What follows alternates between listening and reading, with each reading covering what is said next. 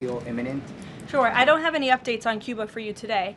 Obviously, this is something the administration is actively dealing with. The president's made it quite clear it's his belief, based on fact, that the Cuban regime is bound to fall. The country is obviously in a very weak place, economically speaking. The people are crying out for help, and the president believes and knows that the Cuban regime wants a deal. So as you know, Secretary of State Rubio has been engaged in those conversations as directed by the president. I don't have any updates for you today, though. Thank you, Caroline. Regarding the Shield of the Americas, the initiative by President Trump this weekend, big names, a lot of countries, but some notable absences. For instance, Colombia, which is a key ally with the United States in terms of counter-narcotics. And President Gustavo Petro was here at the White House, and he met with President Trump. Why wasn't Colombia invited to the Shield of the Americas? I don't think we're seeing the level of cooperation we quite want to see yet from the Colombian government to invite them to the Shield of America's event in PACT, but we certainly hope that this newfound organization will expand and we can continue to invite additional member countries. But there was quite a few countries there. I believe there were 17 countries represented, 12 heads of state with the president over the weekend. They signed a defense agreement with all of our military to emphasize the need to combat drug cartels through Latin America in the Western Hemisphere, and ultimately, of course, to curb the illegal trafficking of drugs to the United States, which is the president's utmost priority in all of this. So it was a great event on Saturday, and we look forward to the coalition expanding. Kelly in the back. Caroline, thank you. Good to see you. I want to get back to another question that was asked earlier. It talked about the political aspects, but there's also the ideological and the spiritual aspects of what Iran has said for 47 years. Death to America, death to Israel. And we've just finished talking about the fact that terror has been around the world. Iran has been the nexus of that in so many ways. Has the president stated clearly to the American people why this is such an imminent threat in order for Democrats on Capitol Hill and Republicans and the American people to understand how imminent the threat was? I think he has, Kelly. I mean, you've heard from the president on an almost daily basis over the course of the past 10 days. You've heard it from me at this podium. You've heard it from the Secretary of War, the Secretary of State, the Vice President of the United States. You know, the president's top cabinet and his officials have been repeatedly explaining to the American public the threat that Iran has posed to our country in this moment, but of course over the course of the past 47 years. And their words, again, chanting death to America, speak for themselves. Go ahead. You can follow up.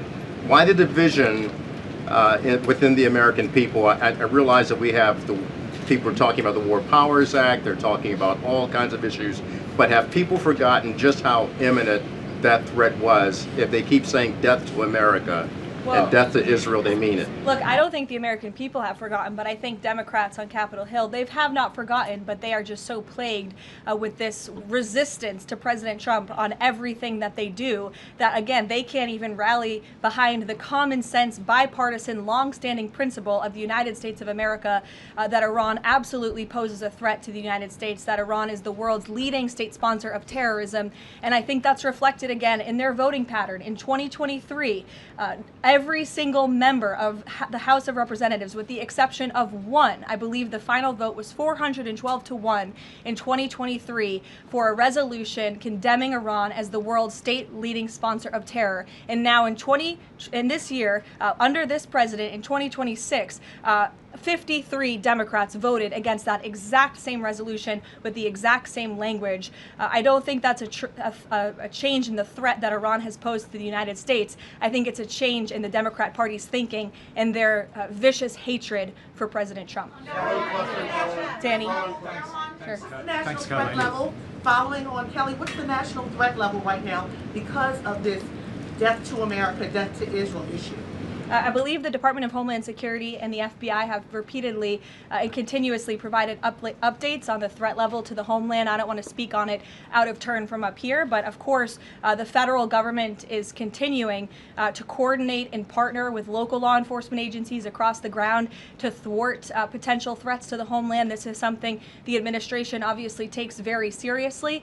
We are thwarting threats that frankly most Americans don't know about because they never make headlines, but that's that's the great work that the Department of Homeland Security is doing, and it emphasizes and underscores the point of why Democrats need to fund and reopen fully the Department of Homeland Security right now.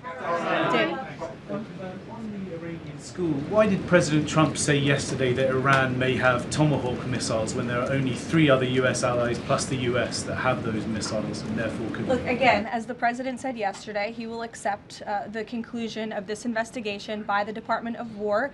I know there's been a lot of speculation in the media about who may be responsible for this. We're not going to get ahead of the Department of War and the conclusion of that investigation. The president has a right to share his opinions with the American public, but he has said he'll accept the conclusion of that investigation. And frankly, we're not going to be harassed by the New York Times, who's been putting out a lot of articles on this, making claims that have just not been verified by the Department of War, to quickly wrap up this investigation because the New York Times is calling on us to do so.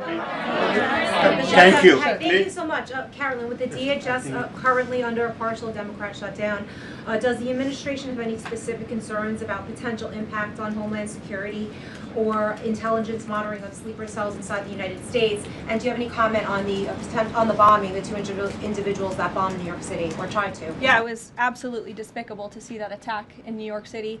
I know the FBI is investigating, and the Department of Justice and SDNY have announced they are charging those 2 individuals and alleged terrorists, and I know they won't rest until justice is sought in this case. Daniel. Daniel, Thank you, Caroline. Appreciate it. Millions of Americans are filing taxes for the first time since the president signed the One Big Beautiful Bill Act into law. New reports say that new IRS data says that the average federal tax refund is around $3,800, a little bit up from the last period of last year. Does the president believe that the average federal tax refund increasing this year could provide a little bit more economic growth, something that he's been very focused on as the year progresses? Absolutely. And Americans are going to start benefiting from the fruits of President Trump and Republicans' labor through the passage of the One Big Beautiful Bill and these historic tax cuts. We are midway through tax season, so just to provide an update from the Treasury Department that just went out moments ago, nearly 63.5 million tax returns have been processed thus far, 45% of the anticipated total number of tax returns by April 15th, so don't forget to file your taxes, people. And the average refund this year is more than $3,700. And we know that more than 27.5 million individuals who have filed their tax returns thus far have claimed at least one of President Trump's new tax cuts. Over 3.5 million returns have claimed no tax on tips. Over 15.5 million returns have claimed no tax on overtime. Over 9.2 million returns have claimed the enhanced deduction for seniors. And over 690,000 returns have claimed no tax on car loan interest.